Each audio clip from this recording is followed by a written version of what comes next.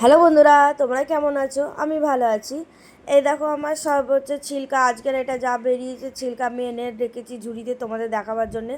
এবার আমি এটাকে পচাতে ছেড়ে দেবো 3 দিন 4 দিন।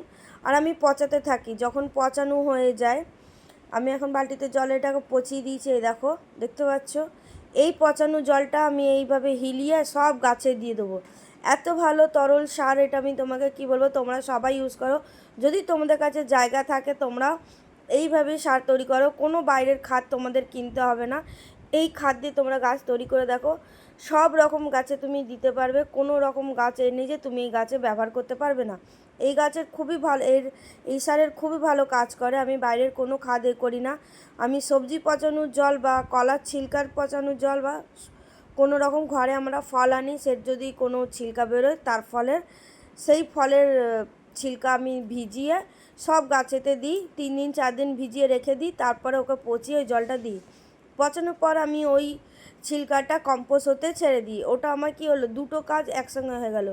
এই ছিলকা জলে তরল খাদও হয়ে গেল, আর ওই ছিলকা দিয়ে আমার কিচেন ওয়েস্ট হয়ে ভার্মি কম্পোস্টও হয়ে গেল খড়ে। আর তোমাদের কাছে যদি এরকম কোনো জায়গা থাকে করবা, তোমরা করো বন্ধুরা, খুবই ভালো। কোনো কেমিক্যাল নয়, কোনো নাই। এইভাবে সবজিও যদি দাও বা আমাদের বাচ্চারাও খায় বা আমরাও খাই, খুবই ভালো হয়।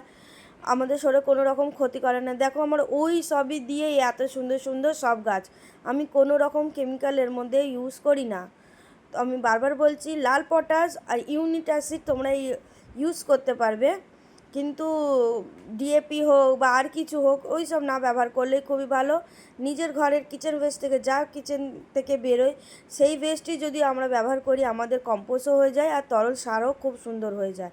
দেখো ওই সার দিয়েই আমার টমেটোর, এর মধ্যে কোনো রকম কেমিক্যাল নেই, সব পুরো ন্যাচারাল, পুরো ঘরের পদ্ধতিতে দিয়ে তৈরি করা। তোমরাও চাইলে এরকম করতে পারো। ভিডিও ভালো লাগলে লাইক সাবস্ক্রাইব করতে ভুলো না। এখনের জন্য বাই।